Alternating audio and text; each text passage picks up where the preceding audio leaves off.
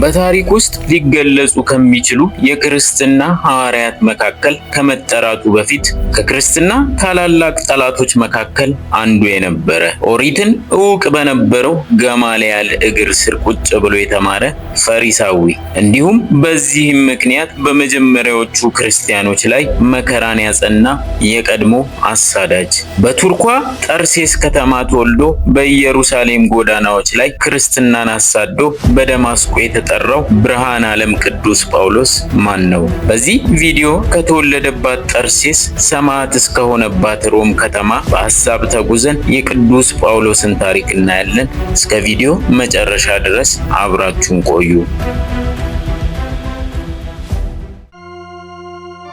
ሐዋርያው ቅዱስ ጳውሎስ ዘሩ ከዕብራውያን ከብንያም ነገድ ሲሆን የተወለደውም በጠርሴስ ከተማ ነው። ጠርሴስ በንግዷ የታወቀች የኪልቅያ ዋና ከተማ ናት። በከተማዋም እስከ 500,000 የሚገመቱ ከየሀገሩ የተሰበሰቡ ሕዝቦች ነበሩባት። ጠርሴስ ምስራቅና ምዕራብን የምታገናኝ መናኸሪያ ከተማም ነበረች። በከተማዋ ውስጥ ግሪኮችና ሮማውያን ይኖሩባት ነበር።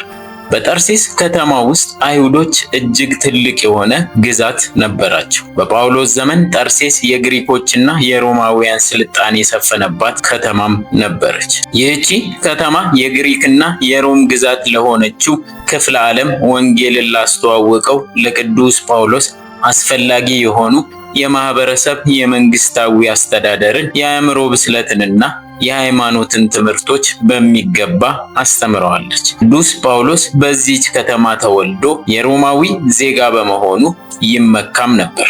በአይሁድ ሕግ አንድ ልጅ 5 ዓመት ሲሞላው የአይሁድን መጻሕፍት ያጠናል። በ10 ዓመቱ ሕጋዊ ባህልን ያጠናል። ጳውሎስ እነዚህን ትምህርቶች ተምሯል። አይሁዳዊ የሆነ ልጅ በ13 ዓመቱ የትእዛዝ ልጅ ይባላል። በዚያን ጊዜ የኦሪት ሕግጋትን በሙሉ እጠብቃለሁ ብሎ ቃል ይገባ ስለነበር ችሎታ ያላቸው ልጆችም ወደ ረቢዎች ትምህርት ቤት ገብተው ብዙ ትምህርት ባላቸው ምሁራን እንዲማሩም ይደረግ ነበር። ቅዱስ ጳውሎስ ወደ ኢየሩሳሌም ሄዶ ገማልያል በሚባለው የኦሪት ምሁር ስር ትምህርቱን መከታተል የጀመረው በ13 ዓመቱ ሳይሆን አይቀርም። በኢየሩሳሌም ትኖር ከነበረችው ባለትዳር እህቱ ጋር ተቀምጦ ትምህርቱን ተምሯል። አንድ ጥንታዊ የአይሁድ አነጋገር ማንኛውም ሰው ልጁን ስራ ካላስተማረው ዝርፊያን አስተማረው ማለት ነው ይላል። የአይሁድ ባህል የስራን ክቡርነትና መልካምነት ስለሚያስተምር አይሁዶች ለወጣቶቻቸው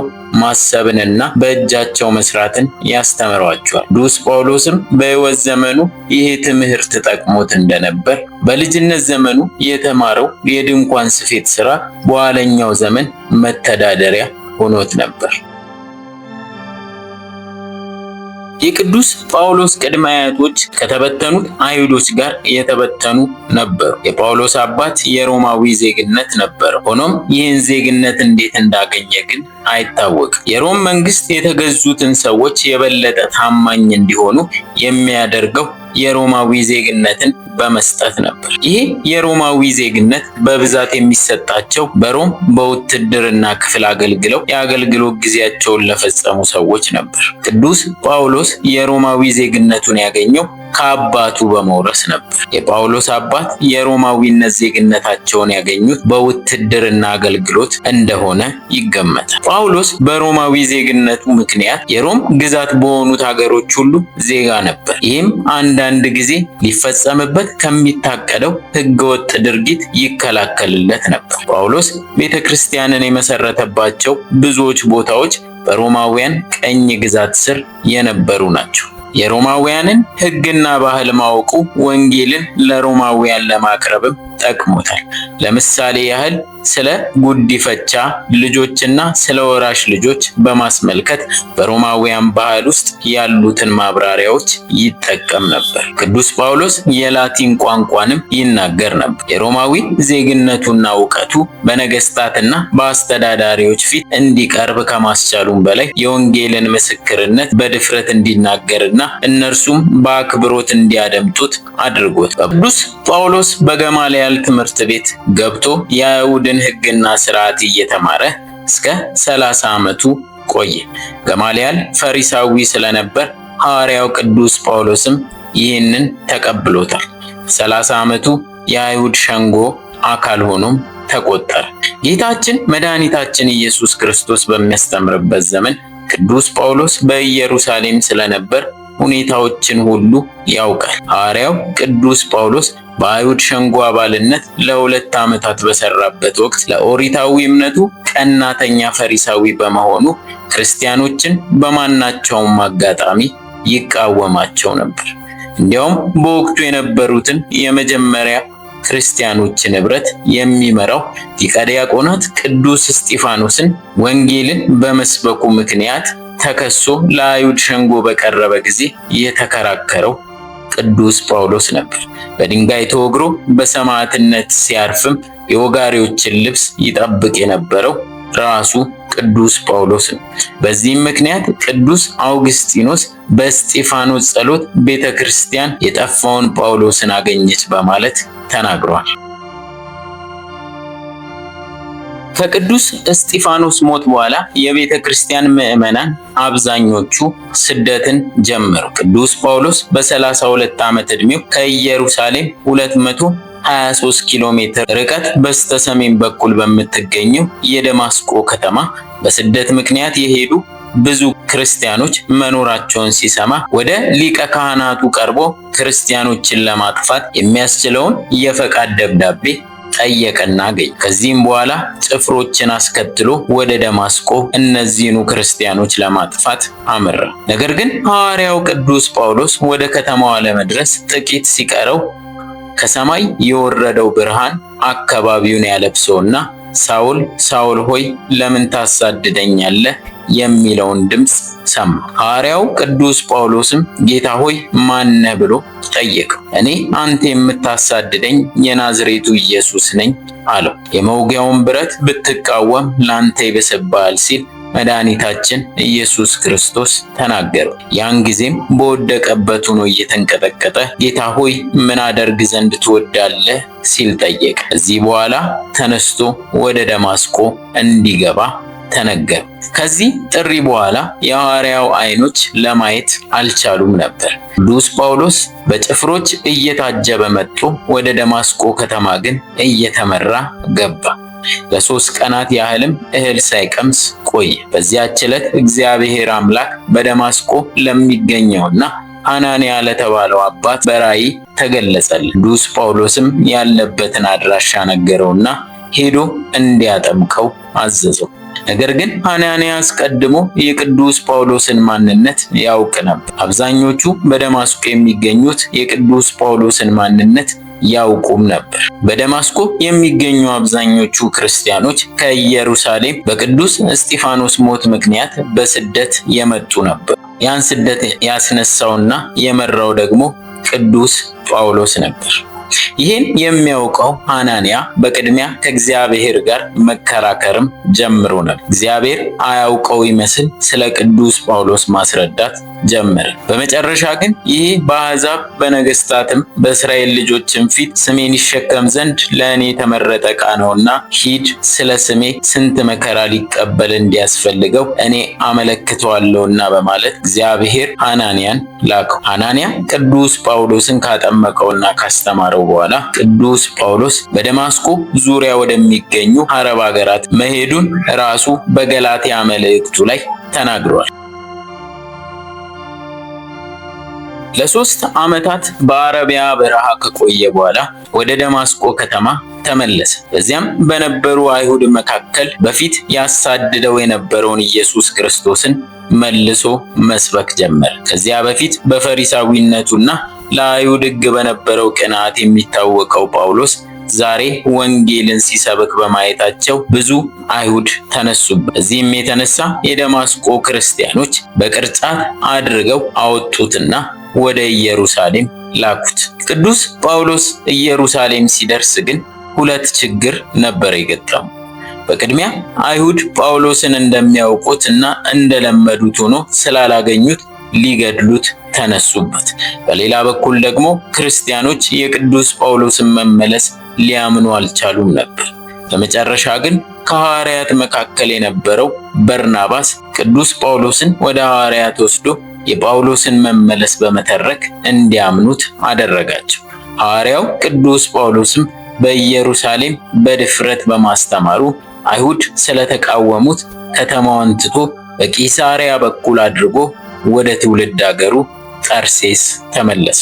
ከዚህም በኋላ ሐዋርያው ቅዱስ ጳውሎስ በጠርሴስ ከተማ ለ9 ዓመታት ቆይቷል። ከኢየሩሳሌም ውጪ የአሕዛብ ከተማ በነበረችው በአንጾኪያ የክርስትና ሃይማኖት እየተስፋፋ ሄደ። ከኢየሩሳሌም የተሰደዱት ክርስቲያኖች የአንጾኪያን ሕዝብ ተግተው በማስተማራቸው ዝናው እስከ ኢየሩሳሌም ድረስ ተሰማ። በዚህም ምክንያት በኢየሩሳሌም የነበሩ አበው በርናባስን ወደ አንጾኪያ ላኩት። በርናባስ የግሪክ ቋንቋ ችሎታ ያለውንና ከማንኛውም ሰው ጋር መግባባት የሚችለውን ደግሞ እግዚአብሔር አምላክ ለአሕዛብ ሐዋርያ እንዲሆን የመረጠውን ቅዱስ ጳውሎስን ከጠርሴስ በማምጣት በአንጾኪያ አብረው ስራቸውን ጀመሩ። በገላትያ መልእክቱ ምዕራፍ 2 ላይ ራሱ እንደገለጸው በአንጾኪያ የነበረውን አገልግሎት ጨርሶ ከ14 ዓመት በኋላ ወደ ኢየሩሳሌም ከአንጾኪያ ክርስቲያኖች የሰበሰበውን እርዳታ ይዞ ተመለሰ። በዚህም ምክንያት በአይሁድና በአሕዛብ መካከል የነበረውን መለያየት ክርስትና አንድ እንዳደረገው አስመስክሯል። ሐዋርያው ቅዱስ ጳውሎስ የመጀመሪያ ጉዞ ያደረገው ከኢየሩሳሌም ወደ አንጾኪያ ከተመለሰ በኋላ በልዑል እግዚአብሔር ጥሪ በአሕዛብ አገር ወንጌልን ለመስበክ ከበርናባስ ጋር ወጡ። በዚህ ጉዟቸው በጠቅላላ 2000 ያህል ኪሎ ሜትር የሚደርስ መንገድን በእግር ተጉዟል። ይህም ጉዞ የተከናወነው በ46 ዓመተ ምህረት አካባቢ ነው። በዚህ ጉዞ በወንጌል አገልግሎት የተሸፈኑት ሀገሮች ቆጵሮስ፣ ስልማን፣ ጳርጌን፣ ገላትያ፣ ልስጥራ፣ ደርቤን፣ ጥንፍልያ፣ ኢጣሊያ እና አንጾኪያ እንዲሁም ሌሎች ናቸው።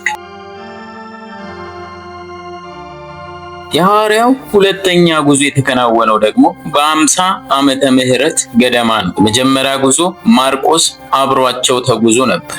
ነገር ግን ቅዱስ ማርቆስ ገና ወጣት ስለነበር ጥንፍልያ ከተማ ሲደርስ እናቱ ስለናፈቀችው መመለስ በመፈለጉ በርናባስ ወደ ኢየሩሳሌም ቅዱስ ማርቆስን ይዞት መጡ። ለዚህም በሁለተኛው ጉዞ ሐዋርያው ቅዱስ ጳውሎስ ሲላስን ይዞ ወደ ኪልቅያ ሶርያ ሲጓዝ በርናባስ ደግሞ ማርቆስን አስከትሎ ወደ ቆጵሮስ ሄዷል። በዚህ ሁለተኛው ጉዞ ቅዱስ ጳውሎስ እስከ ግሪክ ድረስ ደርሷል። ቅዱስ ጳውሎስ የመንፈስ ልጁ የሆነውን ቅዱስ ጢሞቴዎስን የሚያገኘው በዚህ ጉዞ በልስጥራ ከተማ ነው። የሐዋርያው የቅዱስ ጳውሎስ ሶስተኛ ጉዞ የተከናወነው ደግሞ በ54 ዓመተ ምህረት ሲሆን የተለያዩ ሀገሮችንም ሸፍኖ አስተምሯል። ቅዱስ ጳውሎስ ከልዩ ልዩ ሀገሮች ክርስቲያኖች የሰበሰበውን እርዳታ ለኢየሩሳሌም ቤተክርስቲያን በመያዝ ሶስተኛውን ጉዞ አጠናቆ ኢየሩሳሌም ገባ። ነገር ግን ኢየሩሳሌም የገባበት ጊዜ የፋሲካ በዓል ስለነበር ከልዩ ልዩ ሀገሮች የተሰበሰቡ አይሁድ በከተማዋ ነበሩ።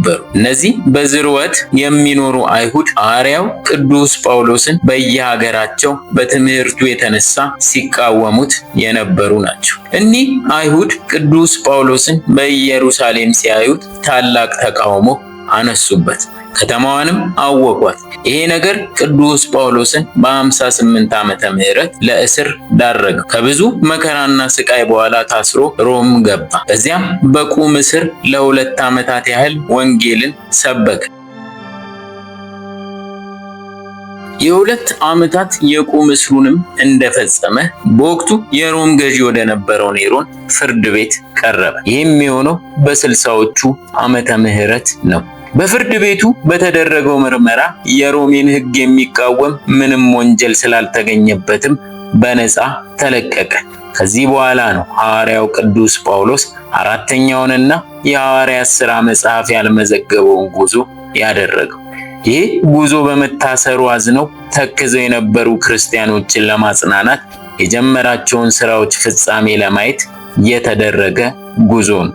በዚህም ጉዞ ኢየሩሳሌምን፣ ኤፌሶንን፣ ሎዶቅያን፣ መቄዶንያን፣ ቀርጤስን እና ሌሎችንም ሀገሮች ጎብኝቷል። በዚህ የመጨረሻ የስብከት ጉዞ ለ4 ዓመታት ያህል ቆይቷል። እነዚህ አገልግሎቶች ካደረገ በኋላ ሐዋርያው ቅዱስ ጳውሎስ በ64 ዓመተ ምህረት የሮም ገዢ የነበረው ኔሮን በጥጋቡ ምክንያት የሮም ከተማ ስትቃጠል ምን እንደምትመስል ማየት እፈልጋለሁ ብሎ ከተማዋን አቃጠላት። የሮም ሕዝብ በከተማዋ መቃጠል በማዘኑና በማመፁ ነገሩን በክርስቲያኖች ላይ አሳበበ። በዚህም የተነሳ ክርስቲያን የተባለ ሁሉ መሰደድ፣ መሰየፍ፣ መታረድ በወቅቱ ዕጣ ፈንታው ሆነ። ሐዋርያው ቅዱስ ጳውሎስም በኒቆጵሊዮን ከተማ ሲያስተምር በ65 ዓመተ ምህረት ተይዞ ወደ ወይን ቤት ገባ። ለ2 ዓመት ከ6 ወር በጨለማ እስር ቤት ታስሮ ከቆየ በኋላ በ74 ዓመት ዕድሜው